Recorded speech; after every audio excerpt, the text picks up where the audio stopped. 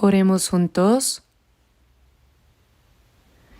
Nuestro Padre Dios Santo y Misericordioso que nos ama, te damos gracias por tu misericordia, porque en esta última época que has determinado, una época llena de pecado y de gran confusión, nos has salvado por la preciosa sangre del Señor, nos has distinguido como santos en este mundo malvado, y nos guías por tu gracia, tu palabra y el poder del Espíritu Santo, para que podamos vivir el resto de nuestra vida conforme a tu voluntad y para tu gloria.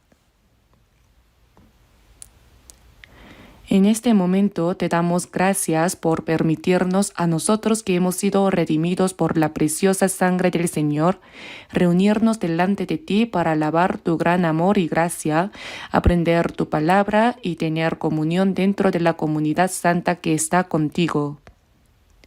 Creemos que también en esta hora estás presentes en medio de nosotros. Te pedimos que mires a cada uno de nosotros y sosténnos aún más con tu mano misericordiosa. Deseamos de todo corazón que por tu gracia, tu palabra y el poder del Espíritu Santo nos perfecciones aún más para que vivamos el resto de nuestra vida como tus hijos sin avergonzarnos y dando gloria solo a ti. Te pedimos, Señor, que tu poder esté con todas las iglesias alrededor del mundo y con todos los hermanos y hermanas que aun en medio de las dificultades guardan la fe y anuncian el Evangelio. Acompáñalos para que en estos últimos tiempos se cumpla aún más la santa obra que deseas realizar. Te pedimos que cuides personalmente a quienes están enfermos y a quienes se encuentran en medio de la debilidad. Fortalécelos con tu poder y concédeles la gracia que cada uno necesita para que ninguno tropiece en su fe. Señor, que nos das la palabra que necesitamos en el momento oportuno y nos enseñas el camino que debemos seguir, en esta hora también haznos comprender y conocer aún más claramente tu palabra y la santa voluntad que deseas revelarnos.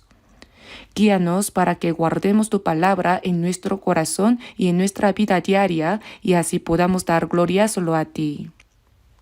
En este momento nos encomendamos por completo al Espíritu Santo y oramos en el nombre de nuestro Señor Jesucristo. Amén. Busquemos todos juntos la palabra de la Biblia en Romanos capítulo 11.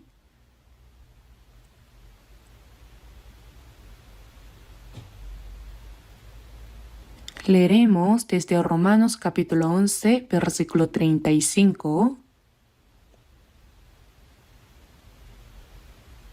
Leeremos desde Romanos capítulo 11, versículo 35 hasta el capítulo 12, versículo 2. Romanos capítulo 11, versículo 35 hasta capítulo 12, versículo 2.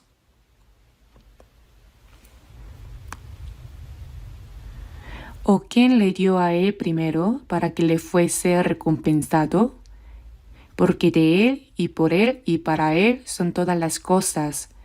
A él sea la gloria por los siglos. Amén.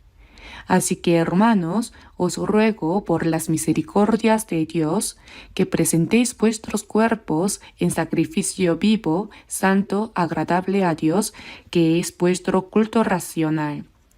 No os conforméis a este siglo, sino transformaos por medio de la renovación de vuestro entendimiento, para que comprobéis cuál sea la buena voluntad de Dios, agradable y perfecta.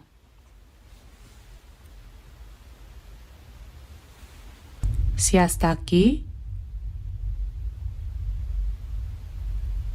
esta vez hemos regresado después de finalizar el retiro de verano en nuestros centros de retiro en Nueva York y Kentucky.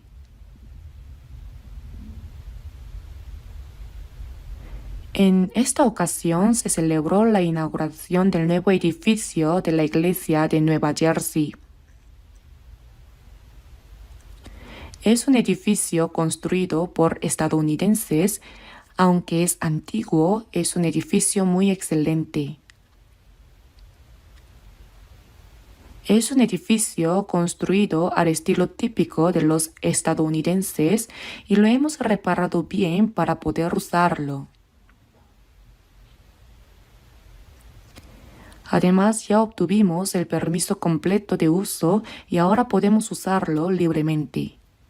¿También está bien ubicado? Creo que será de gran ayuda para la evangelización en la región de Nueva Jersey en el futuro.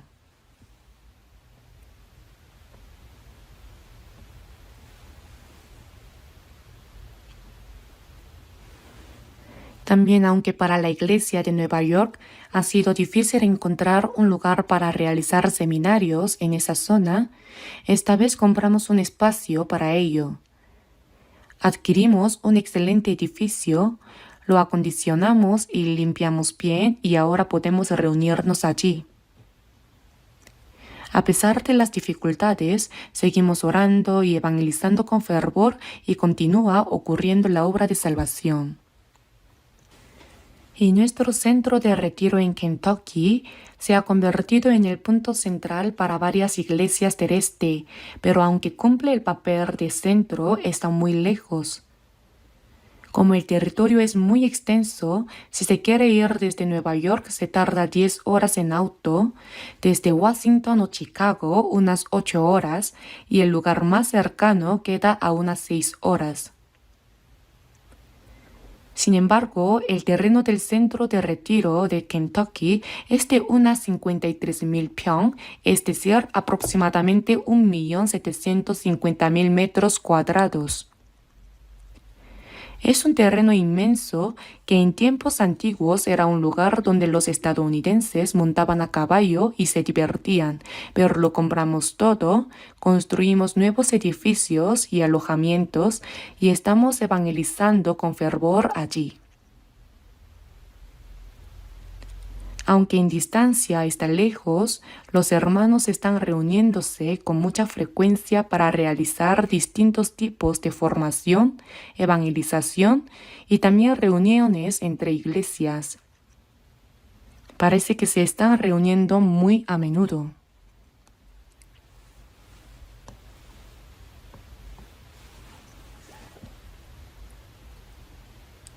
Pienso que en nuestro país la gente considera que es una distancia de aproximadamente 3 horas, pero en realidad desde Nueva York son unas 10 horas y unas 8 horas desde otros lugares, y aún así los hermanos se reúnen con fervor para tener comunión y predicar.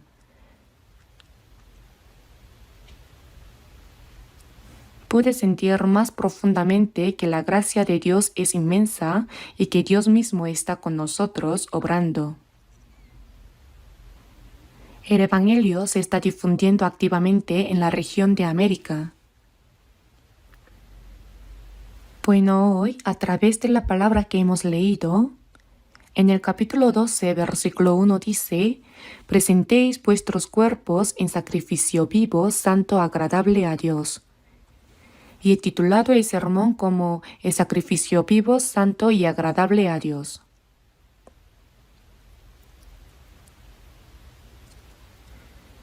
En el capítulo 11, versículo 35 está escrito: «¿O quién le dio a él primero para que le fuese recompensado?». Esto es una cita del capítulo 41, versículo 11 del libro de Job, donde dice que Dios creó todas las cosas y que todo le pertenece. ¿Quién me ha dado a mí primero para que yo restituya? Todo lo que hay debajo del cielo es mío. Esta es la palabra que se está citando. ¿O quién le dio a él primero para que le fuese recompensado? Dios, que creó todas las cosas, es el origen de todo y gobierna sobre todas las cosas, y todas ellas se están cumpliendo conforme al propósito y plan por los cuales fueron creadas. Todo finalmente contribuirá al cumplimiento de la voluntad y la gloria de Dios. Por eso dice: ¿o quién le dio a él primero para que le fuese recompensado? Esto quiere decir que nadie ha dado algo primero al Señor, como si Dios estuviera en deuda con alguien y tuviera que devolver algo.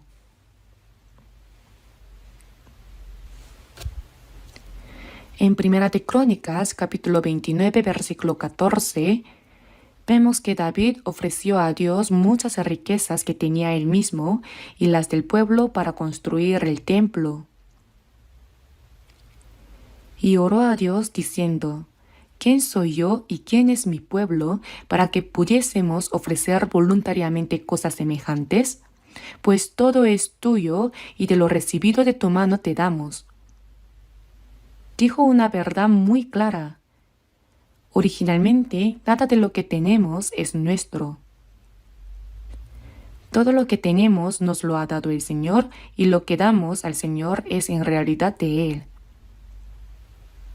Por eso en la Biblia, cuando se dice que se ofrece algo a Dios, no significa que entreguemos algo propio, sino que reconocemos que es de Dios y lo devolvemos a Él como suyo. Por eso se dice que no hay nadie que haya dado primero al Señor para recibir algo a cambio.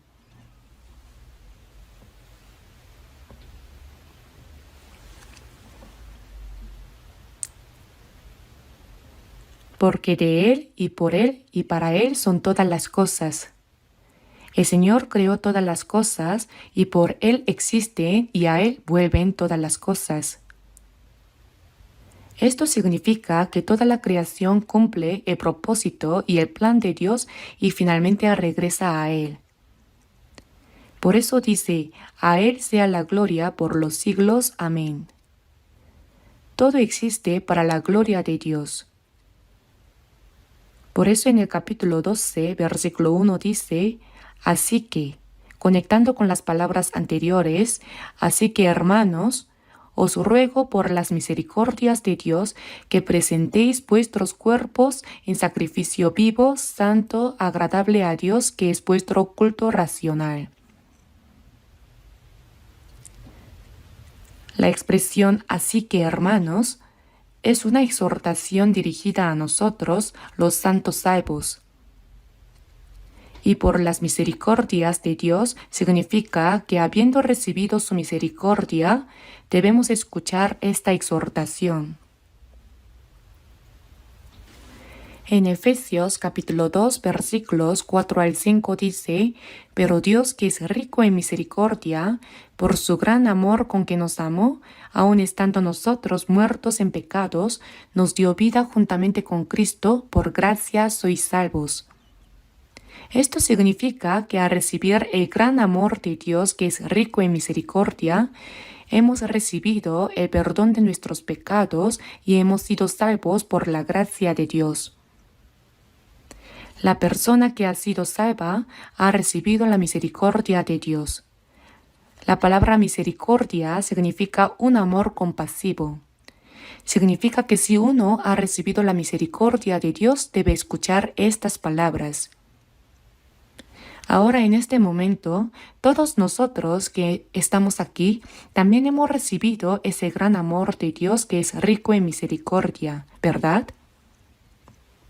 Por eso hemos sido perdonados, salvos y tenemos la esperanza de la vida eterna y de entrar en el cielo. Estas palabras están dirigidas a los salvos. Se les aconseja recibir esta exhortación. ¿Cuál es la exhortación? Presentéis vuestros cuerpos en sacrificio vivo, santo, agradable a Dios. Las personas salvas saben que tanto nuestro espíritu y alma como nuestro cuerpo pertenecen al Señor.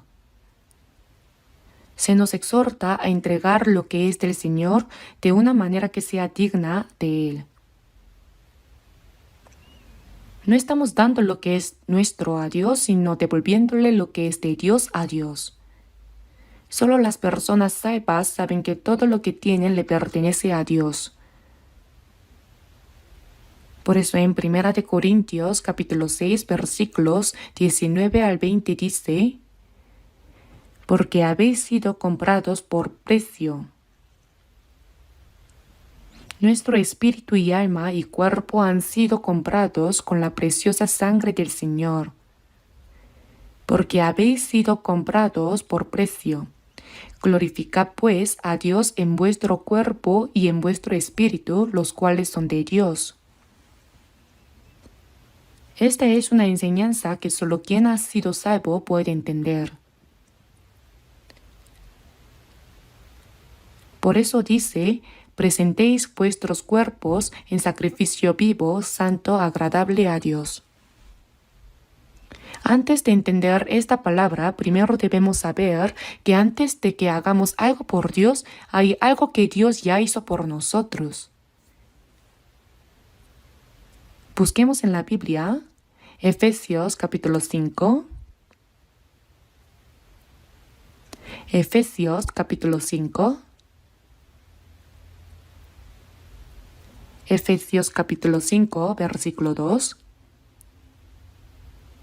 Efesios capítulo 5, versículo 2.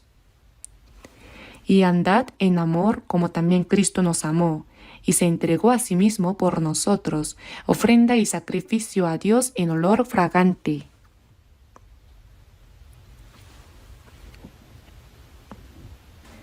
Primero aquí, Él se refiere a Cristo. Él, Cristo, se entregó a sí mismo por nosotros. Jesús es un hombre sin pecado, santo, igual a Dios. Él vino a este mundo en forma humana, se hizo como un hombre y vivió 33 años. Al final, siendo un hombre sin pecado, cargó con los pecados de todo el mundo. Fue azotado como el más miserable de los pecadores, cargó la terrible cruz, el instrumento de muerte más temido, y fue llevado al lugar de ejecución donde sufrió la mayor vergüenza y el mayor dolor que un ser humano puede experimentar, y fue crucificado. Desde las 9 de la mañana hasta las 3 de la tarde, durante 6 horas fue clavado en la cruz, soportando todo ese dolor y derramando hasta la última gota de su preciosa sangre. Por eso aquí dice, Él se entregó a sí mismo por nosotros. El Señor entregó su vida para salvarnos. Ofrenda y sacrificio a Dios en olor fragante. Un pecador no puede ofrecer nada a Dios. Pero para salvarnos, el Señor ofreció su propio cuerpo como sacrificio, convirtiéndose en ofrenda y sacrificio a Dios en olor fragante. En la época del Antiguo Testamento, cuando los israelitas pecaban, ofrecían un sacrificio derramando la sangre de un cordero, cabra o becerro para expiar su pecado. Pero ese no era un sacrificio perfecto. Ahora Jesús se convirtió en el Cordero de Dios y cargó con los pecados de todo el mundo. Al morir en la cruz y entregarse a sí mismo, se convirtió en una ofrenda fragante, un sacrificio que agrada a Dios. Salvarnos es algo que agrada a Dios, por eso Él se ofreció a sí mismo como sacrificio y ofrenda fragante. Así Jesús vino como el sacerdote para salvarnos y ofreció su propio cuerpo como sacrificio. Y ahora, si vemos 1 de Pedro, capítulo 2, versículo 5, dice, vosotros también sed sacerdocio santo para ofrecer sacrificios espirituales aceptables a Dios por medio de Jesucristo. A los salvos se les dice, sed sacerdocio santo para ofrecer sacrificios espirituales aceptables a Dios por medio de Jesucristo. Es decir, los que han recibido la salvación deben convertirse en sacerdotes que ofrezcan a Dios sacrificios espirituales que le agraden. Y en 1 de Pedro, capítulo 2, versículo 9 dice, mas vosotros sois linaje escogido, real sacerdocio. Así es, sacerdocio. Entre el pueblo de Israel, la posición más gloriosa la tenía el sacerdote. No cualquiera podía ser sacerdote. En el pueblo de Israel, solo los descendientes de Aarón eran especialmente distinguidos para ser sacerdotes. Pero ahora, los que hemos recibido la salvación somos sacerdotes de Dios. Está escrito, sed sacerdocio santo para ofrecer sacrificios espirituales aceptables a Dios. Y ahora los que hemos sido salvos somos sacerdotes gloriosos como reyes delante de Dios. Primero debemos saber esto. Un sacerdote es quien sirve únicamente a Dios. Jesús, como sumo sacerdote, ofreció su cuerpo a Dios como sacrificio por nosotros, expió nuestros pecados y agradó a Dios como sumo sacerdote. Por medio de él, nosotros que hemos sido salvos, también somos ahora sacerdotes de Dios, llamados a ofrecer sacrificios espirituales aceptables a Dios. Esto significa que ante Dios somos ahora sacerdotes santos. Por eso tanto nuestro espíritu y alma como nuestro cuerpo fueron comprados con la sangre del Señor. No nos pertenecen a nosotros, sino al Señor.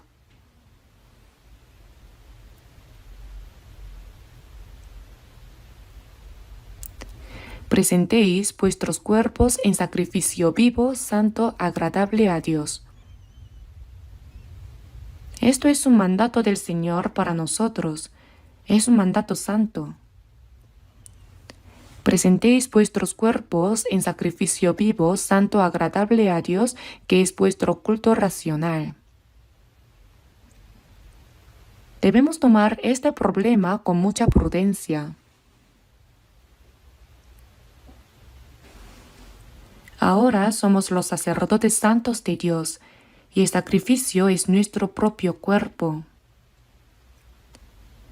Presentéis vuestros cuerpos en sacrificio vivo, santo, agradable a Dios.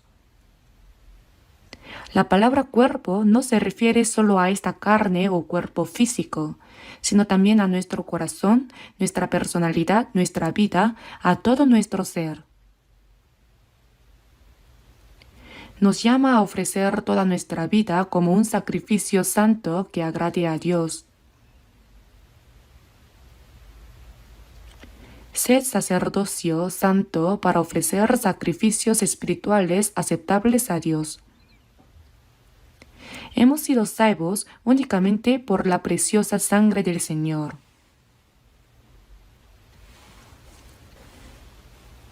En 1 de Pedro, capítulo 1, versículos 18 al 19 dice: sabiendo que fuisteis rescatados de vuestra vana manera de vivir, la cual recibisteis de vuestros padres, no con cosas corruptibles como oro o plata, sino con la sangre preciosa de Cristo, como de un cordero sin mancha y sin contaminación.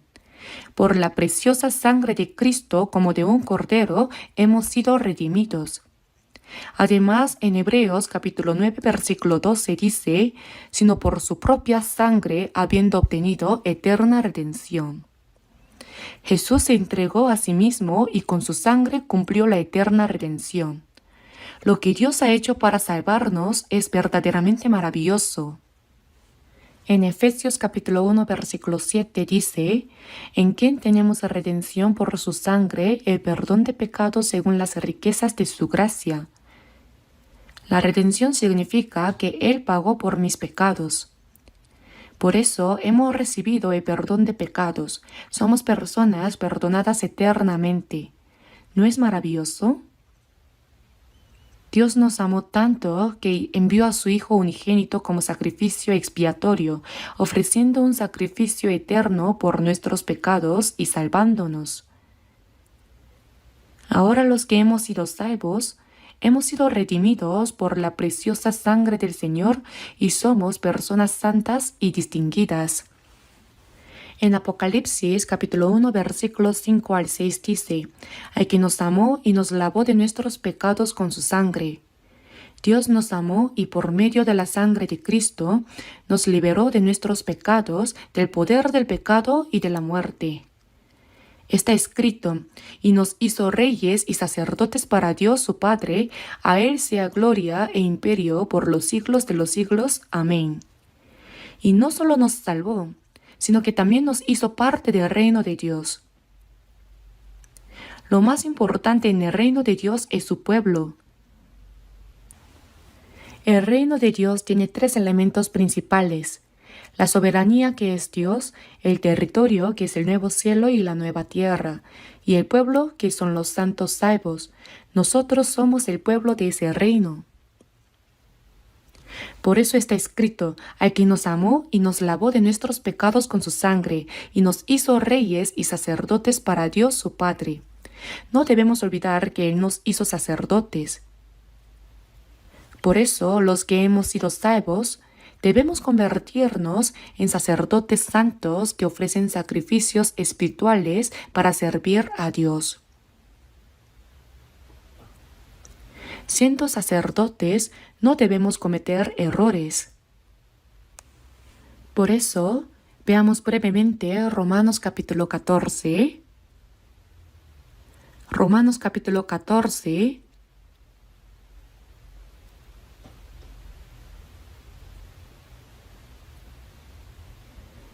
Versículos 7 y 8. Leamos juntos.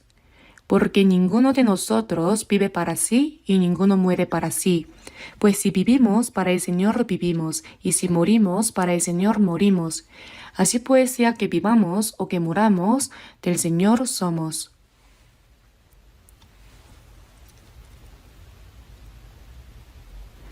Todos ya memorizaron esta palabra, ¿verdad? Ahora míreme a mí. ¿Qué libro y qué capítulo era? Romanos capítulo 14, versículos 7 y 8. Si no lo memorizaron, no pueden almorzar hoy. Porque nosotros, los cristianos salvos, debemos cumplir esta palabra en lo más profundo de nuestro ser. Porque ninguno de nosotros, entre los salvos, ninguno de nosotros vive para sí. Ahora, una persona salva no debe vivir para sí misma, por supuesto. Y ninguno muere para sí. No hay libertad para vivir para sí mismo, ni derecho para morir para sí mismo. ¿Por qué? Porque sea que vivamos o que muramos, del Señor somos. El Hijo unigénito de Dios murió en nuestro lugar y con esa preciosa sangre nos salvó y nos hizo sacerdotes santos. Un sacerdote no es quien vive para sí mismo. Es quien ofrece un sacrificio santo que agrada a Dios.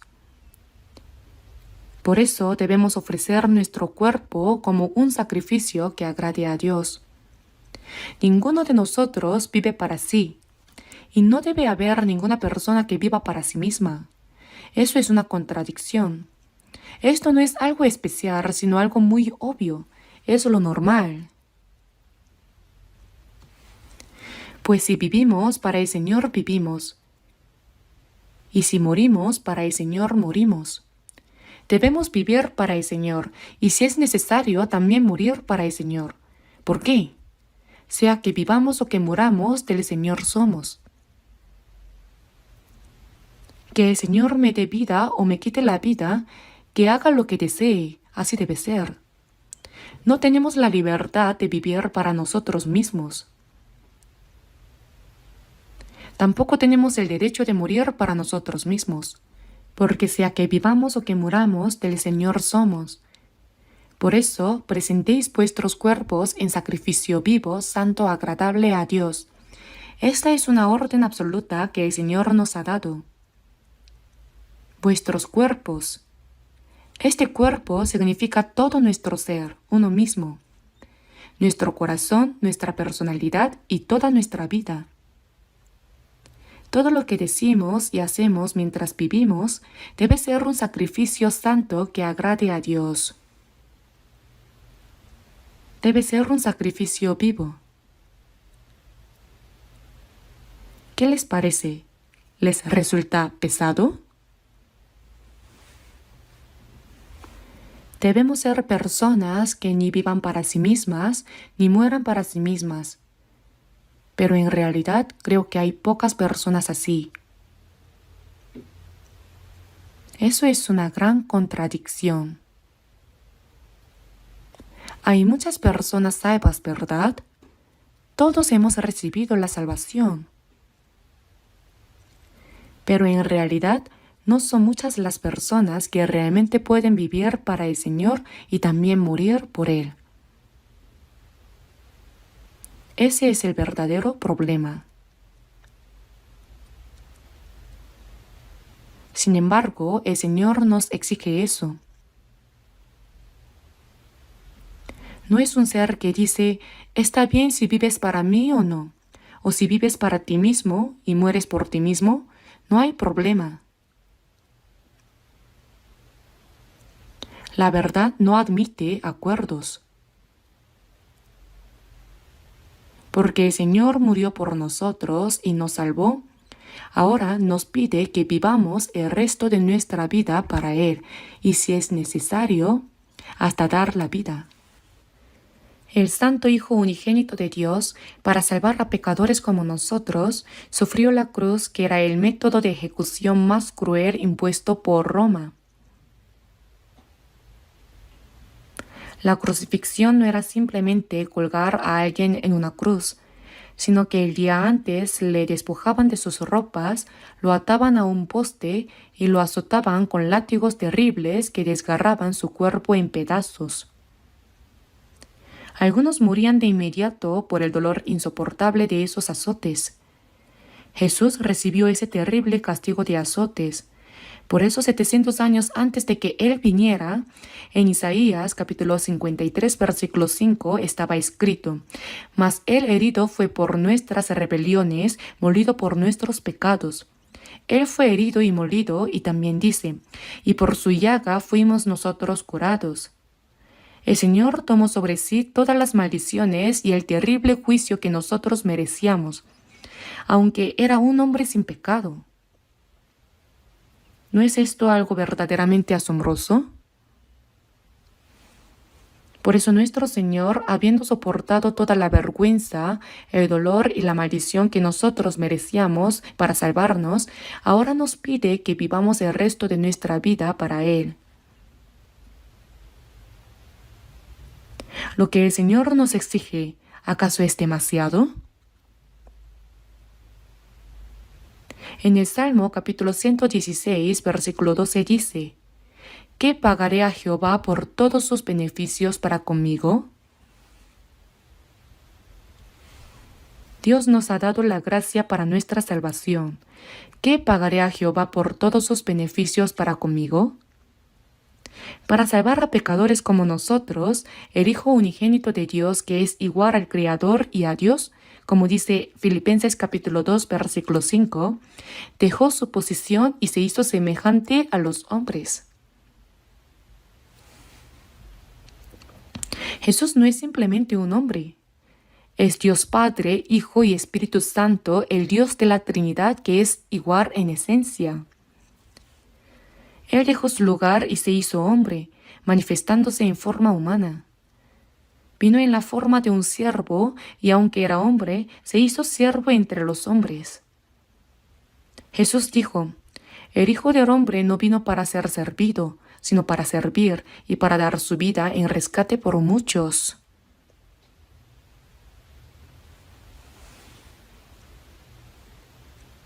Dios se hizo semejante a los hombres, tomó la forma de un siervo y sirvió a los hombres hasta dar su vida. Esto va más allá de nuestra comprensión humana, pero así lo hizo Dios. Además nos salvó y nos hizo hijos de Dios, dándonos la gloriosa esperanza de entrar en el cielo eterno y el reino de Dios como herencia. Esa es la promesa de Dios. Aunque vivimos en este mundo, Dios no nos ha dejado como huérfanos, sino que prometió estar con nosotros hasta el fin del mundo. ¿Qué pagaré a Jehová por todos sus beneficios para conmigo? Son palabras que no debemos olvidar ni por un momento. Después de recibir la salvación, ya no vivimos para nosotros mismos, sino para pagar la gracia de Dios que nos salvó. ¿Y cómo podemos pagar esa gracia? En el himno dice, por ese amor y esa gracia, aunque no puedo pagarlas, con mi débil corazón y mi humilde cuerpo, seré siervo del Señor. ¿Cómo podríamos pagarle? En realidad, aunque muriéramos 100 veces por el Señor, no podríamos devolver toda su gracia. No podemos pagarla, pero aún con este corazón débil y cuerpo humilde, deseamos ser siervos del Señor. Un siervo no tiene deseos propios, no tiene planes propios, vive únicamente para su Señor. En la Biblia, la palabra siervo viene del griego doulos, que significa esclavo. En la antigüedad, los esclavos se compraban con dinero, eran propiedad de su dueño. Un esclavo no tiene libertad, ni deseos, ni plan propio. Un siervo existe únicamente para su Señor. Viva o muera, es para su Señor. Jesús, al venir a este mundo, tomó forma de siervo, es decir, se humilló a sí mismo, haciéndose obediente hasta la muerte y muerte de cruz. Si vemos Filipenses capítulo 2, versículo 8, Jesús vino con la forma de un siervo y fue obediente hasta la muerte a la palabra de Dios. Lo hizo por el plan y propósito de Dios para salvarnos a nosotros. Ahora nosotros somos siervos de Jesucristo. El apóstol Pablo solía decir: Pablo, siervo de Jesucristo. Siempre consideró un honor ser llamado siervo de Jesucristo. Las palabras Pablo, siervo de Jesucristo, significan literalmente esclavo. Si miramos la vida del apóstol Pablo, no hay nada que haya hecho para sí mismo. Vivió únicamente para predicar el Evangelio, sufrió frío, hambre, desvelo, golpes innumerables, fue encarcelado muchas veces, estuvo a punto de morir en varias ocasiones, fue apedreado y dado por muerto, pero volvió a levantarse para seguir predicando. Su mayor anhelo era predicar en Roma, como dice el dicho: todos los caminos llevan a Roma. Finalmente fue a Roma a predicar y allí terminó su vida decapitado. Yo mismo he visitado la prisión subterránea donde Pablo estuvo encarcelado en Roma y también el lugar donde, según la tradición, fue ejecutado. Por eso en Gálatas capítulo 6, versículo 17, el apóstol Pablo dijo: porque yo traigo en mi cuerpo las marcas del Señor Jesús. Jesús es la manifestación del amor de Dios y la palabra de Dios hecha carne. Cuando Felipe le dijo a Jesús: Señor, muéstranos al Padre y nos basta, Jesús respondió: el que me ha visto a mí, ha visto al Padre. ¿Cómo pues dices tú, muéstranos al Padre? Dios no puede ser visto directamente, pero Jesús apareció en carne. Las palabras que Jesús dijo son la palabra de Dios y a través de él se reveló el amor de Dios y el poder de Dios. Jesús calmó la tormenta, aquietó el viento, resucitó a los muertos y sanó a los leprosos, obras que solo Dios puede hacer. A través de Jesús se manifestó el amor de Dios.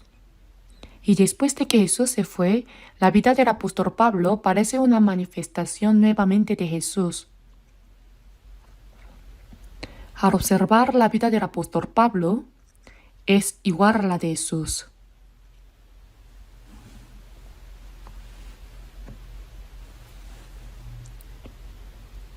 Porque yo traigo en mi cuerpo las marcas del Señor Jesús, son las marcas del sufrimiento. No podemos vivir como el apóstol Pablo o como Pedro, pero nosotros también somos personas que hemos sido salvas por la misma gracia de Dios. Nosotros también debemos saber que tanto nuestro cuerpo como nuestro espíritu y alma son del Señor, y debemos tener un corazón anheloso para vivir conforme a la voluntad del Señor. Presentéis vuestros cuerpos en sacrificio vivo, santo, agradable a Dios, que es vuestro culto racional. La gente piensa en el culto de una manera muy extraña, algo como el culto familiar o algún tipo de culto. Cuando se reúnen el día domingo dicen: vamos a comenzar el culto. Ofrezcamos sacrificios a Dios en espíritu y en verdad. Entonces el día domingo se bañan, se ponen ropa limpia y ordenada, vienen a la iglesia y dicen: Señor, recibe este sacrificio vivo.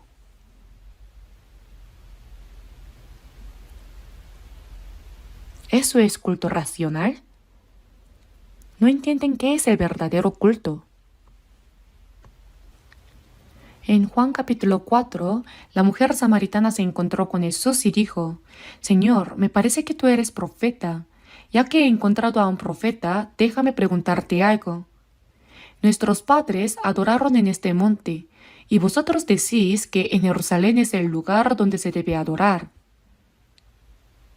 Después que Salomón murió, el reino se dividió en dos partes, el reino del sur Judá y el reino del norte Israel. El reino de Israel en el norte fue destruido por Asiria en el año 722 a.C. Entonces entraron los gentiles y los gentiles se mezclaron con los judíos. Ellos eran los habitantes del norte de Israel, los samaritanos. Por eso los judíos trataban a los samaritanos muy mal, como si fueran perros, y los despreciaban. Por eso los habitantes del norte de Israel construyeron su propio templo en el monte Gerizim. Por tal razón la mujer samaritana le dijo: Nuestros padres adoraron en este monte y vosotros decís que en Jerusalén es el lugar donde se debe adorar. ¿Cuál de los dos era el lugar correcto? Jesús respondió: Mujer, créeme que la hora viene cuando ni en este monte ni en Jerusalén adoraréis al Padre. Ambos serán incorrectos. La hora viene cuando adoraréis al Padre. Dios es espíritu y los que le adoran en espíritu y en verdad es necesario que adoren. Si Dios fuera un ser carnal, entonces aceptaría culto en un lugar específico y mediante ciertos rituales. Pero Dios es espíritu. Por eso no necesita un lugar determinado ni rituales específicos para ser adorado. Por esa razón dice: Dios es espíritu y los que le adoran en espíritu y en verdad es necesario que adoren. El espíritu y verdad se refiere al Espíritu Santo y a la verdad. Solo una persona salva puede adorar verdaderamente. Una persona que no ha sido salva, aunque se reúna para cantar o orar, no tiene relación con Dios. Cuando una persona es salva, recibe al Espíritu Santo. Quien hace que entendamos la gracia de Dios es el Espíritu Santo. El Espíritu Santo mora en nosotros, aunque no lo sepamos, está con nosotros. Por eso en 1 Corintios capítulo 6, entre los santos de Corinto había personas que pecaban con su cuerpo. ¿O ignoráis que vuestro cuerpo es templo del Espíritu Santo, el cual está en vosotros? Como no lo sabían, cometían pecado con el cuerpo. Nuestro cuerpo es un templo. ¿Por qué? Porque el Espíritu Santo mora en él.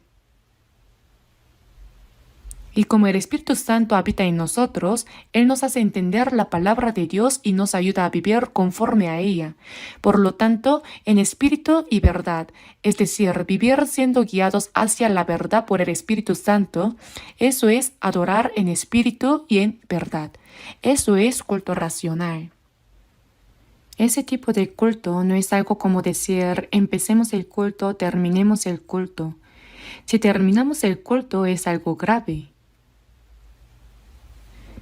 Desde el momento en que una persona es salva hasta que entra en el reino de Dios, toda su vida es culto.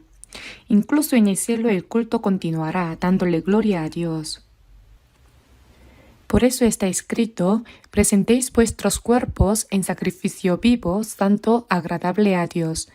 Esto no se refiere solo al cuerpo físico. Nuestro corazón, toda nuestra vida, es decir, todo debe ofrecerse como sacrificio vivo, santo y agradable a Dios. Toda nuestra vida debe ser una ofrenda espiritual que agrade a Dios, es decir, todo lo que hagamos debe ser conforme a la voluntad de Dios. No os conforméis a este siglo, no os conforméis a este mundo malvado y adúltero. Conformarse significa parecerse, ¿cierto? Entonces se exhorta a no seguirlo, sino transformaos por medio de la renovación de vuestro entendimiento. Somos transformados poco a poco por medio del Espíritu Santo y la palabra. Aunque hayamos recibido la salvación, seguimos teniendo la vieja naturaleza. Sería ideal que desapareciera de inmediato al recibir la salvación, pero no es así. Entonces, ¿qué debemos hacer? Por eso necesitamos ser transformados progresivamente por la palabra y por el Espíritu Santo. En otras palabras, nuestra fe va creciendo. Crecer en la fe significa que la personalidad de Cristo se va formando en nosotros mientras nuestro viejo hombre va desapareciendo.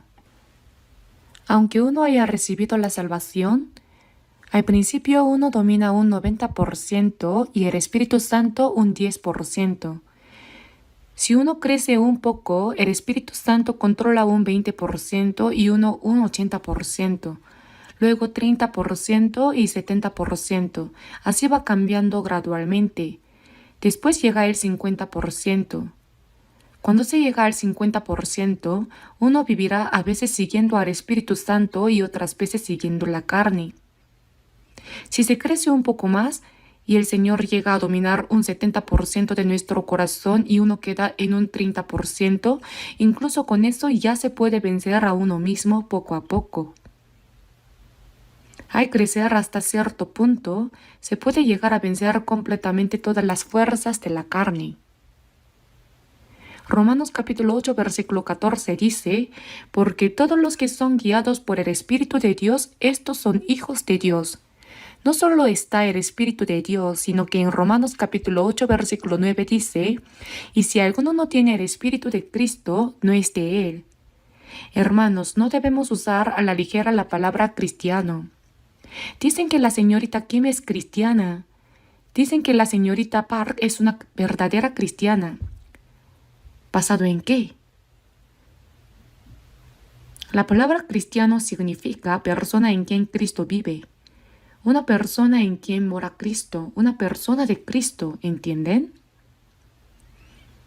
No solo se trata de que Cristo esté presente, sino que aquellos que son guiados por el Espíritu de Cristo, eso es la evidencia de que son hijos de Dios.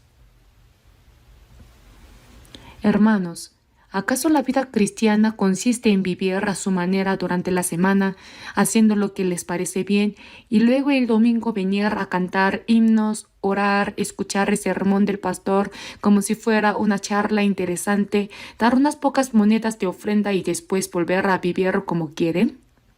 ¿Eso es vida cristiana? Las personas de otras religiones hacen eso incluso mejor, ¿lo sabían? Eso no es vida cristiana.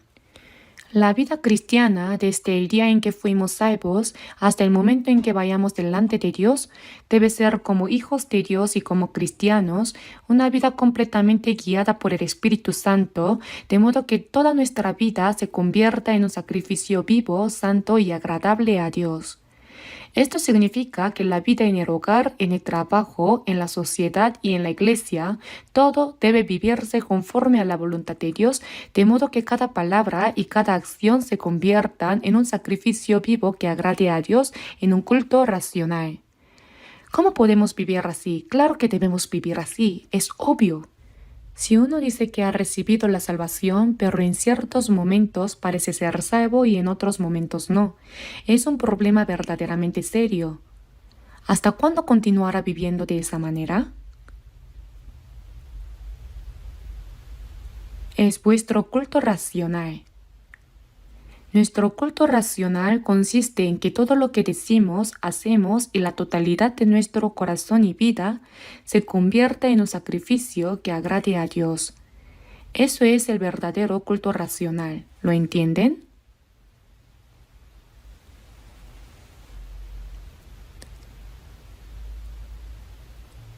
Además, debemos entender que el sacrificio que el cristiano ofrece a Dios es su propio cuerpo. Esto significa que nuestro cuerpo, nuestro corazón y toda nuestra vida deben ser un sacrificio vivo ofrecido a Dios. Nuestro cuerpo es la ofrenda que entregamos a Él. Después de ofrecer todo ante el altar, tendré comunión con mi Dios. ¿Conocen ese himno? La frase después de ofrecer todo ante el altar, tendré comunión con mi Dios significa lo siguiente. Supongamos que hay dos amigos. A y B. El amigo A es sincero y ama de verdad al amigo B, pero el amigo B no es sincero en absoluto. ¿Creen que dos personas, una sincera y otra no, pueden tener una verdadera comunión? No, no pueden. Incluso en las relaciones humanas, solo cuando la sinceridad se encuentra con sinceridad es posible tener una verdadera comunión. El Señor siempre es sincero con nosotros, pero si nosotros no somos sinceros con el Señor, ¿podremos tener una verdadera comunión con Él? Después de ofrecer todo ante el altar, tendré comunión con mi Dios. El Señor entregó su todo por nosotros. Eso lo sabemos bien. Entonces, ¿por qué nosotros no podemos hacer lo mismo por Él? Decimos que vivimos para el Señor, pero actuamos como si no fuera así. ¿Estamos jugando como se dice en palabras del mundo? Por eso quienes han recibido la compasión del Señor y esa gracia maravillosa no viven para Él por obligación, sino que deben ofrecerse voluntariamente a Dios con alegría. Veamos un momento Filipenses capítulo 1. Filipenses capítulo 1. Filipenses capítulo 1, versículo 20.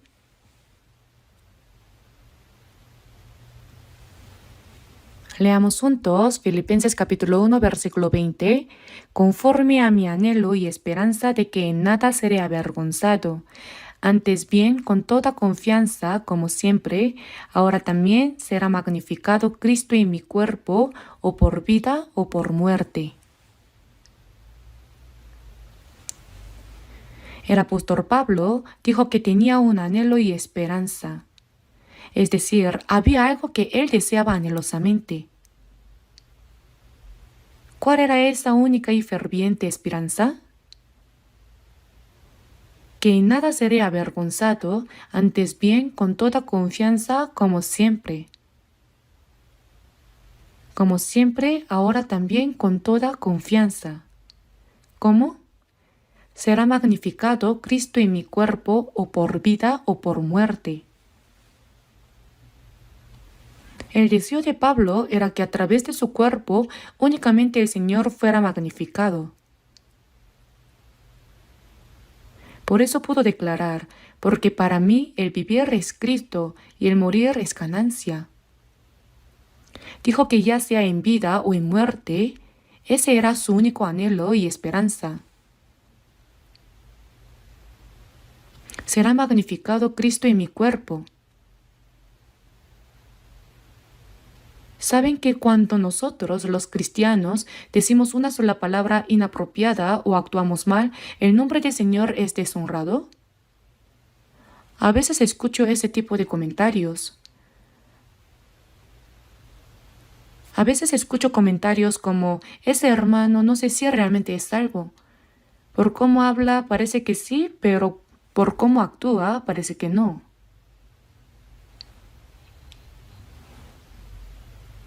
Hay personas que hablan sin pensar, incluso insultan a otros hermanos y en ocasiones actúan como si solo estuvieran descargando su enojo personal. La verdad, cuando veo a personas así, me pregunto si realmente el Señor vive en ellas o no. Creo que entre los que dicen haber recibido la salvación, hay bastantes que son falsos. Por eso en 2 de Corintios capítulo 13 versículo 5 dice, examinaos a vosotros mismos si estáis en la fe, probaos a vosotros mismos. Nos exhorta a hacer un autoexamen. Examinaos a vosotros mismos si estáis en la fe. ¿O no conocéis a vosotros mismos que Jesucristo está en vosotros? Si Cristo está en nosotros, entonces debe ser el dueño de nuestra vida. Imaginen que llega un huésped, pero lo dejan en el cuarto del fondo y hacen lo que se les da la gana sin tomarlo en cuenta. ¿Acaso el huésped no se sentirá despreciado y querría irse enseguida? El Señor que es santo ha venido a habitar en nuestro cuerpo. Por eso debemos recibir al Señor como el dueño de nuestra vida. Todo lo que pensemos, digamos y hagamos debe ser para Él, conforme a su voluntad. Por eso está escrito: será magnificado Cristo en mi cuerpo, o por vida o por muerte. No debemos deshonrar al Señor. El apóstol Pablo fue una persona realmente grandiosa. Por eso en 1 Corintios capítulo 11 versículo 1 dice: sed imitadores de mí, así como yo de Cristo. Pablo realmente siguió el ejemplo de Cristo Jesús y vivió como Él. Nosotros también debemos seguir ese ejemplo. Cuando alguien da testimonio de su salvación, lo hace bien. ¡Qué buen testimonio!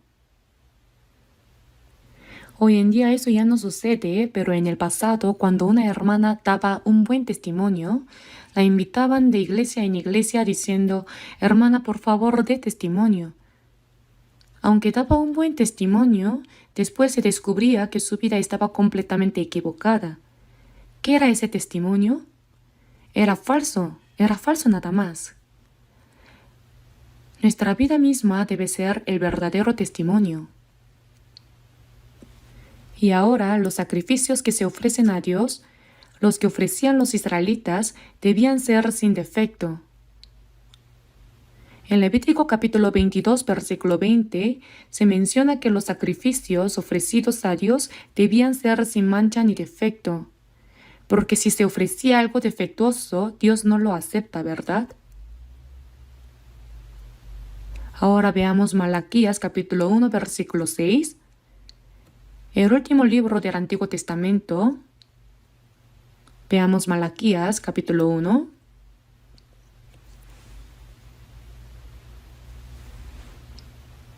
Malaquías capítulo 1, versículo 6.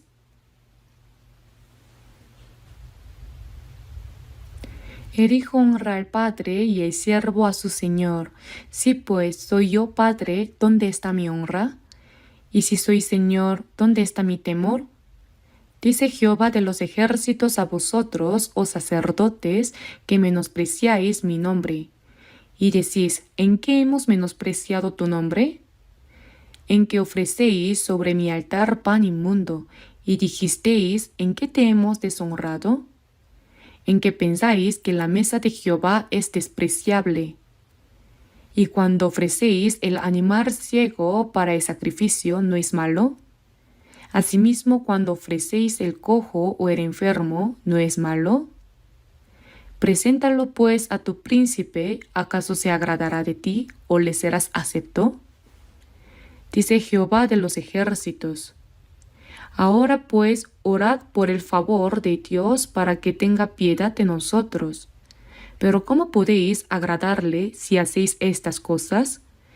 Dice Jehová de los ejércitos.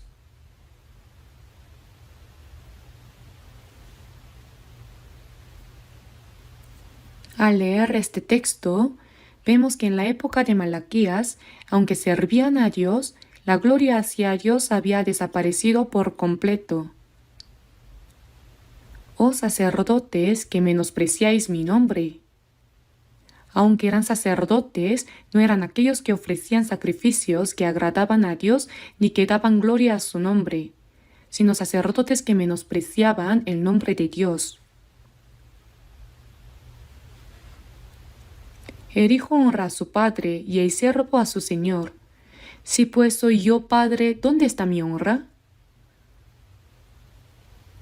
¿Acaso no ocurre lo mismo hoy en día? Cuando oramos decimos: Dios nuestro Padre. Sí decimos Padre, Padre, pero ¿cuánto honramos realmente a nuestro Padre? Si solo con la boca decimos Padre, pero nuestras acciones son malas, la gente diría: ¿de quién será hijo? Cuando un hijo vive correctamente, la gente dice: son tal para cual me recuerda a su padre. Un hijo debe parecerse a su padre. Pero si un hijo actúa a su manera, la gente dice: ¿de quién será hijo?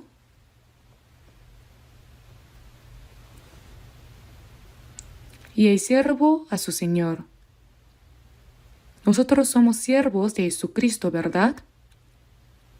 Debemos honrar al Señor no solo con palabras, sino con nuestras acciones. ¿Dónde está mi honra? Y si soy Señor, ¿dónde está mi temor? El siervo debe temer a su Señor y servirle con temor. Sin embargo, respondieron con descaro: ¿en qué hemos menospreciado tu nombre? En la época de Malaquías, con una audacia descarada decían: ¿en qué hemos menospreciado tu nombre? En que ofrecéis sobre mi altar pan inmundo, y dijisteis: ¿en qué te hemos deshonrado? Dieron pan inmundo.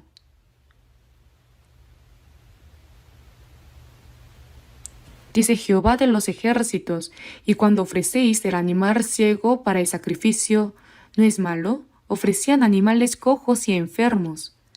En aquel tiempo a Dios se le debía presentar ovejas, cabras o becerros que fueran completamente sin defecto y limpios. Pero ellos traían animales cojos, enfermos o ciegos. Preséntalo pues a tu príncipe, ¿acaso se agradará de ti o le serás acepto? No, incluso un príncipe humano solo habría aceptado lo mejor y lo más limpio. ¿Habría aceptado animales cojos, enfermos o ciegos? Sin embargo, ellos traían estas ofrendas y aún así decían: Señor, ten misericordia de nosotros. Está escrito: no me traigáis más vana ofrenda.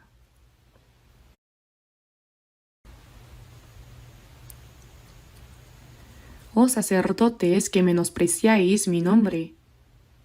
Ahora bien, nosotros somos sacerdotes de Dios. ¿Qué debemos hacer? Nosotros mismos debemos ser sacrificios limpios. ¿Lo entienden? Si en nuestro corazón, en nuestras palabras y en nuestras acciones fallamos y aún así ofrecemos sacrificios diciendo que somos sacerdotes de Dios, podemos convertirnos en sacerdotes que menosprecian el nombre de Dios si nos equivocamos. Ser sacerdote de Dios es algo que cualquiera puede hacer. ¿Podemos hacerlo de cualquier manera?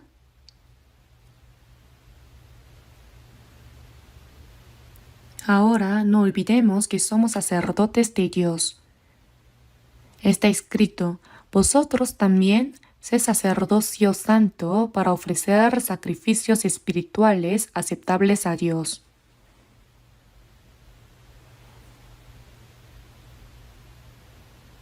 Busquemos 1 de Pedro, capítulo 1.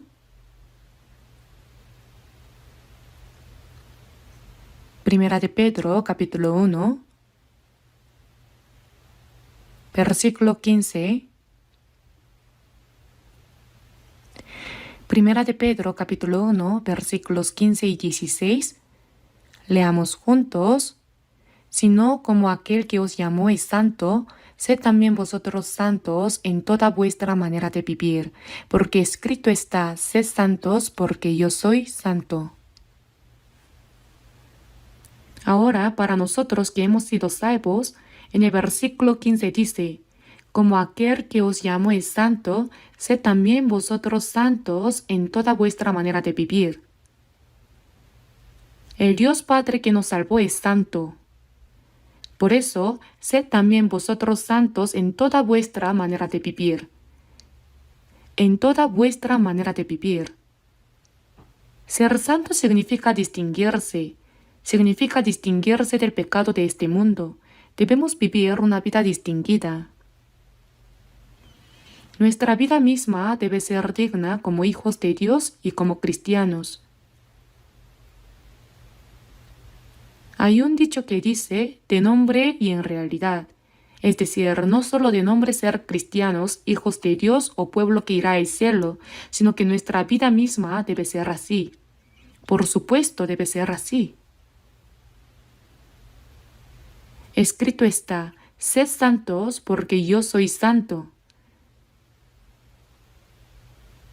Dios el Padre es santo, por lo que el Hijo también debe ser santo, ¿cierto? Y un sacerdote debe ser santo. El sacrificio que ofrece un sacerdote debe ser santo. Como aprendimos, nuestro cuerpo es el sacrificio, ¿verdad? Entonces nuestro cuerpo, nuestro corazón y toda nuestra vida deben estar distinguidos y ser santos. Por eso, para presentar un sacrificio vivo, santo y agradable a Dios, debemos distinguirnos de todos los pecados y mentiras de este mundo. Distinción. No os conforméis a este siglo, sino transformaos por medio de la renovación de vuestro entendimiento, para que comprobéis cuál sea la buena voluntad de Dios, agradable y perfecta. No debemos conformarnos a este siglo ni seguirlo, sino ser transformados. ¿Cuán malvado es este mundo? Es maligno, rebelde y adúltero. Por eso, en Hechos capítulo 2, vemos que en el día de Pentecostés, 3,000 personas comprendieron el Evangelio y fueron salvas en un solo día. 3,000 personas fueron bautizadas. Y a esas personas que fueron salvas se les dijo: sed salvos de esta perversa generación. ¿Qué significa eso? A los que ya han sido salvados de la condenación eterna se les dice: sed salvos de esta perversa generación, es decir, se les exhorta a vivir distinguidos de este mundo. Este mundo es malvado, adúltero y verdaderamente una generación perversa. ¿Cuán malvado es? Cuanto más avanza la civilización y el conocimiento, más rápidamente se desarrolla el pecado. Nosotros debemos distinguirnos de eso. No debemos vivir de forma similar. ¿Podemos vivir así? Claro que sí. De hecho, debemos hacerlo. El Señor exige eso de nosotros. Y ahora que somos personas que irán al cielo, no debemos vivir como aquellos que irán al infierno. En Apocalipsis capítulo 22 está escrito: el que es injusto sea injusto todavía, y el que es inmundo sea inmundo todavía, y el que es justo practique la justicia todavía, y el que es santo santifíquese todavía, porque el tiempo está cerca. Quien irá al cielo debe distinguirse claramente como una persona que irá al cielo, y quien irá al infierno se vuelve lo suficientemente malvado como para ir al infierno. Está claramente distinguido, ¿no es así? Este mundo está lleno de pecado. La gran mayoría. Hoy en día los cristianos son cristianos solo de apariencia, por dentro no tienen nada. No conocen el nuevo nacimiento, ni siquiera saben que existe el Espíritu Santo, ni viven según la verdad, es pura formalidad, pura apariencia.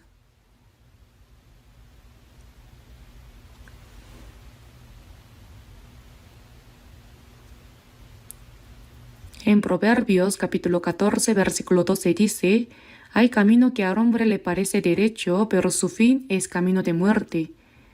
Pensaban que iban por el camino al cielo, pero terminaron en el infierno. No era verdad. Creer en Jesús no es una vida religiosa. Vivir como uno quiere, ir a la iglesia, cantar unos himnos, incluso cantan himnos falsos. ¿No son hermosos los himnos? Ahora te amo más. ¿De verdad aman al Señor más que antes? En el himno dice: todos los deseos pasados que se dirigían hacia el mundo ya han desaparecido hace tiempo. En ese momento Dios diría: alto, ¿cuándo desaparecieron? Si los deseos mundanos te llegan hasta la garganta, ¿desaparecidos? Sí que sabes mentir. Alguien dijo una vez que los creyentes que creen en Jesús mienten más los domingos. Por eso yo pregunté: ¿cuándo mienten los domingos? Y me respondió: cuando oran. Si dicen cosas que no están en su corazón, ¿acaso no es eso una mentira? Las letras de los himnos son hermosas, pero si cantan sin corazón, también es mentira. Pensándolo bien, tal vez sí es cierto que los creyentes que creen en Jesús mienten más los domingos. Mientras cantan, oran y están reunidos parecen ángeles, pero apenas salen de la iglesia viven igual que la gente del mundo. Por supuesto, no tiene que ser así.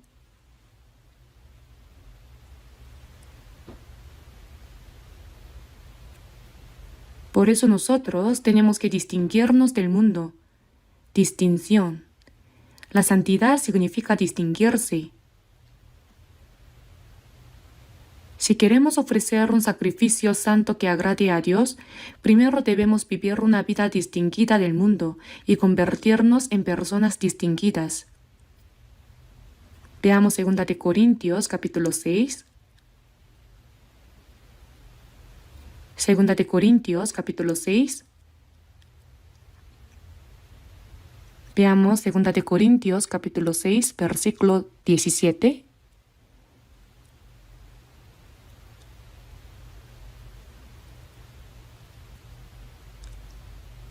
Leamos juntos 2 Corintios capítulo 6, versículo 17.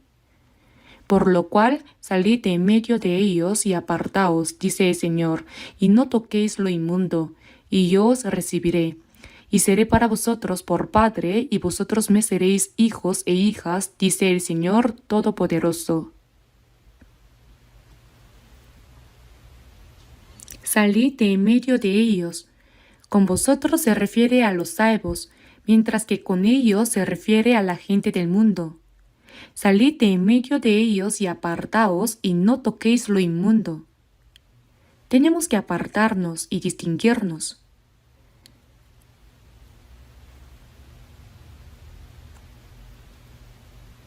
También en la vida laboral esto es algo delicado. Cuando uno trabaja en una empresa, hay fiestas donde se bebe alcohol y todo eso, y dicen, ¿por qué tú no bebes? No debemos beber alcohol. Cuando uno bebe y la mente queda nublada, termina haciendo cosas absurdas, ¿no es así? Hay muchos pecados que se cometen cuando uno está borracho. Hay incluso personas que estando ebrias terminan yendo a burdeles, ¿sabían eso? No os embriaguéis con vino en lo cual hay disolución. No, no bebo. ¿Por qué? Últimamente estoy tomando medicamentos. ¿Qué clase de medicamentos? El Nuevo Testamento y el Antiguo Testamento. Ah, eres cristiano.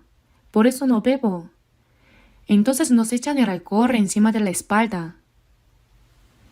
Que lo hagan o no, da igual. Lo mejor sería no asistir a esas reuniones con alcohol, pero si no se puede evitar, solo coman maní sin parar.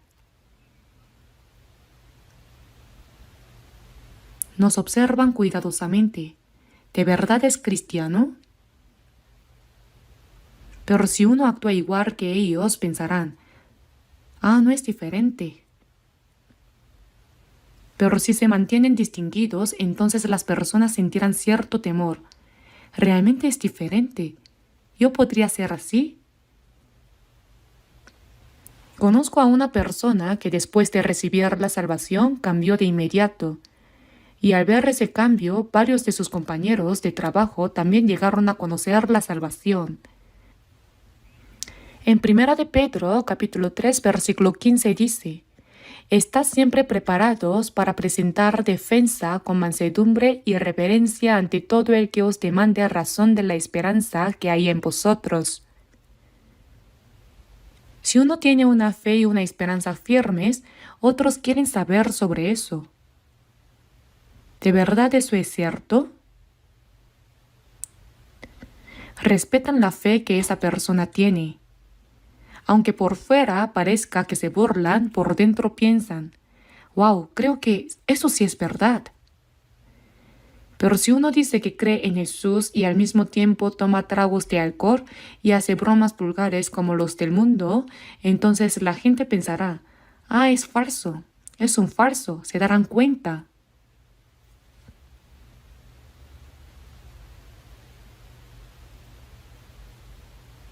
Leamos juntos 2 Corintios capítulo 7, versículo 1. Juntos, versículo 1. Así que, amados, puesto que tenemos tales promesas, limpiémonos de toda contaminación de carne y de espíritu, perfeccionando la santidad en el temor de Dios. Limpiémonos de toda contaminación de carne y de espíritu, perfeccionando la santidad en el temor de Dios. Ahora debemos temer al pecado. Debemos temerle más que al veneno mortal, al pecado. En el temor, perfeccionando la santidad en el temor de Dios.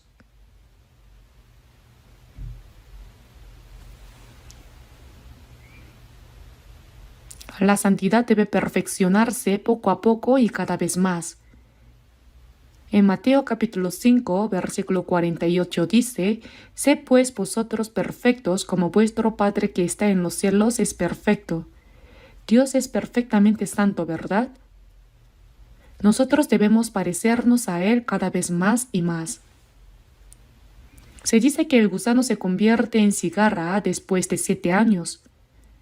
Nuestro corazón, nuestra vida, nuestras palabras y acciones deben ir cambiando poco a poco. Cuando el Señor venga, según Filipenses capítulo 3, versículos 20 al 21, el cual transformará el cuerpo de la humillación nuestra para que sea semejante al cuerpo de la gloria suya. Cuando el Señor venga, este cuerpo humilde y vil será transformado en un cuerpo glorioso como el del Señor, y nos encontraremos con Él. No iremos al cielo tal como somos ahora. Tendremos un cuerpo santo, un cuerpo glorioso. Antes de esa transformación, nuestro corazón debe cambiar poco a poco. El gusano no se convierte de repente en cigarra, tarda 7 años. Y como una larva que está pegada junto a una raíz en un pequeño charco, va cambiando poco a poco hasta convertirse en una libélula que vuela. Debemos cambiar poco a poco, ¿cierto? Aunque llevamos 3 años o 10 años en la iglesia, pero ¿por qué nuestro corazón sigue siendo igual al del mundo? Debemos examinarnos con la palabra. ¿Estoy en lo correcto? ¿Esto es realmente verdad?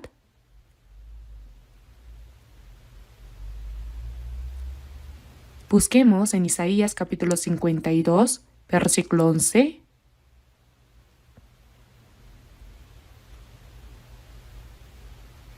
Isaías capítulo 52, versículo 11.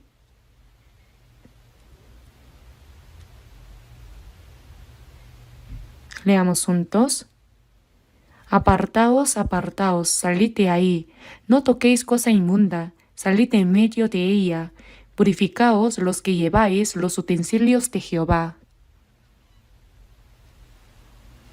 Apartaos, apartaos, salid de ahí, no toquéis cosa inmunda.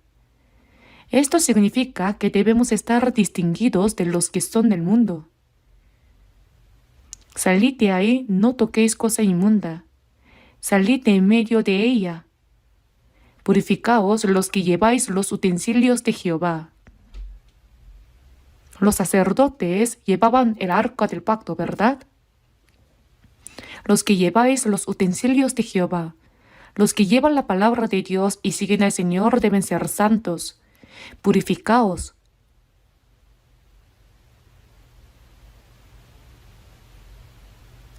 Cuando el Señor venga, transformará el cuerpo de la humillación nuestra para que sea semejante al cuerpo de la gloria suya. Y todo aquel que tiene esta esperanza en Él, nosotros tenemos esa esperanza. Cuando el Señor venga, este cuerpo se transformará para ser tan hermoso como el del Señor, incluso más hermoso que el de los ángeles. No iremos al cielo tal como somos ahora. Y todo aquel que tiene esta esperanza en Él se purifica a sí mismo, así como Él es puro. Si leemos desde 1 de Juan capítulo 3, versículo 1 en adelante, vemos que toda persona que tiene la esperanza de ser como el Señor, que es puro, se purifica a sí misma. Poco a poco se va haciendo más limpia. Vivir distinguido del mundo significa purificarse a uno mismo, ¿verdad? Hay que cuidar las palabras y las acciones, y debemos ir cambiando poco a poco. Si no oramos ni estudiamos la palabra, no podremos ser limpios. He escuchado a veces que hay personas que han recibido la salvación, pero no leen la Biblia ni escuchan la Biblia. Siendo salvos, no van a la iglesia los domingos ni los miércoles y no participan bien en la palabra, andan por ahí sin rumbo, distraídos. Si no aprenden la palabra, ¿cuándo van a cambiar? Por eso se debe leer la Biblia todos los días, y no un poco, sino mucho. También se debe orar con diligencia y esforzarse. Un paciente debe tomar su medicina correctamente, pero si la toma a medias o la abandona, ¿cómo se va a sanar? Nosotros tomamos tanto el Nuevo Testamento como el Antiguo Testamento. Si seguimos aprendiendo la palabra, nuestro corazón cambia poco a poco sin que nos demos cuenta. ¿Lo sabían? Vamos pareciéndonos más a Jesús. No hablen sin pensar. ¿Odian a los hermanos? Está escrito, todo aquel que aborrece a su hermano es un homicida. ¿Acaso hay algo que no podemos perdonar? También dice, perdonándoos unos a otros como Dios también os perdonó a vosotros en Cristo. Cada cosa debe ir cambiando poco a poco, ¿no es así? Aunque pase 1 año, 3 años o 10 años, si sigue igual, pues no está bien. Purificaos. Y en Levítico capítulo 1 versículo 5, cuando se ofrecía el sacrificio de holocausto a Dios, se traía un cordero o una cabra, se mataba delante del Señor. Se le quitaba la piel rápidamente. Se lo dividía en sus piezas y se quemaba completamente sobre el altar. El holocausto era un sacrificio que se ofrecía quemándolo todo. Nosotros también debemos entregarnos a Dios como un sacrificio. Está escrito, os abstengáis de los deseos carnales que batallan contra el alma. Como cuando se quitaba la piel, debemos despojarnos del viejo hombre y de sus hechos. Despojado del viejo hombre con sus hechos. Así debemos entregarnos completamente al fuego del Espíritu Santo, quemarnos a nosotros mismos y ofrecernos a Dios. Debemos partirnos y entregarnos enteramente al Señor. Nosotros mismos somos el sacrificio de holocausto para Dios. En Génesis capítulo 22, versículo 2, Dios le dijo a Abraham, «Toma ahora tu hijo, tu único Isaac, a quien amas, y vete a tierra de Moriah y ofrécelo allí en holocausto sobre uno de los montes que yo te diré». Su único hijo Isaac, que nació cuando tenía 100 años. En aquel tiempo tenía unos 13 o 14 años, estaba en plena juventud y creciendo bien. Y Dios le ordenó ofrecerlo como un holocausto, como si fuera un cordero. Abraham dijo sí. Entonces cargó la leña sobre su hijo y subió al monte Moriah. Cuando Isaac le preguntó, «He aquí el fuego y la leña, mas ¿dónde está el cordero para el holocausto?». ¿Cómo habría estado el corazón de Abraham al escuchar eso? No pudo decirle, «Tú eres el cordero». Dios se proveerá de cordero para el holocausto, hijo mío. Aunque iba a ofrecer a su hijo, ¿cuánto dolor habría tenido en su corazón? Lo ató fuertemente y le dijo, «Hoy Dios quiere que te ofrezca. Cierra los ojos». Estaba a punto de apuñalarlo con el cuchillo de verdad. No dijo, «Señor, ¿tengo que apuñalarlo?», sino que ya levantó el cuchillo.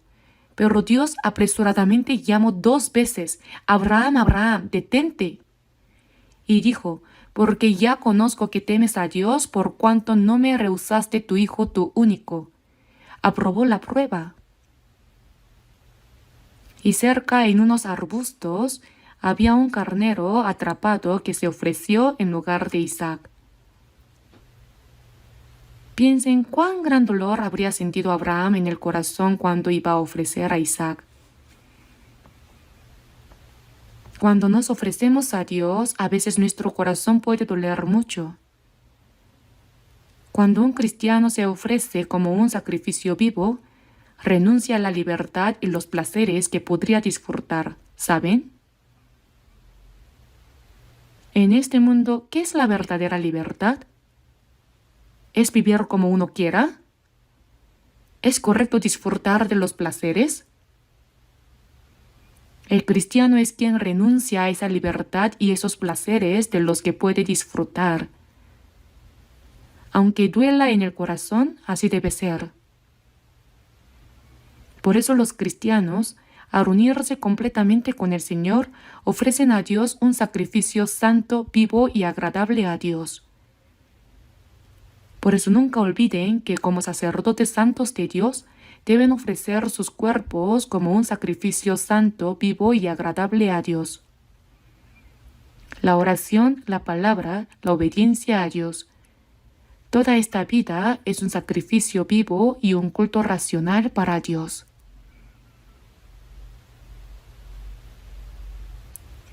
Oremos juntos. Padre Dios misericordioso, gracias porque te compadeciste de nosotros cuando vivíamos lejos de ti y andábamos en el pecado, y enviaste a tu Hijo unigénito para que muriera en nuestro lugar. Gracias, Señor, porque con tu preciosa sangre derramada perdonaste eternamente nuestros pecados y nos diste la salvación sin que tuviéramos ningún mérito. Nuestro cuerpo y espíritu y alma fueron comprados con tu sangre, Señor, por lo tanto somos tuyos. Ahora te rogamos que tomes el control y gobiernes todo nuestro corazón y nuestra vida para que podamos vivir como tus sacerdotes santos, ofreciendo sacrificios espirituales que te sean agradables. Padre, guía y ayuda completamente a tus santos hijos para que vivan conforme a tu voluntad y para tu gloria. Hemos orado en el nombre de nuestro Señor Jesucristo. Amén.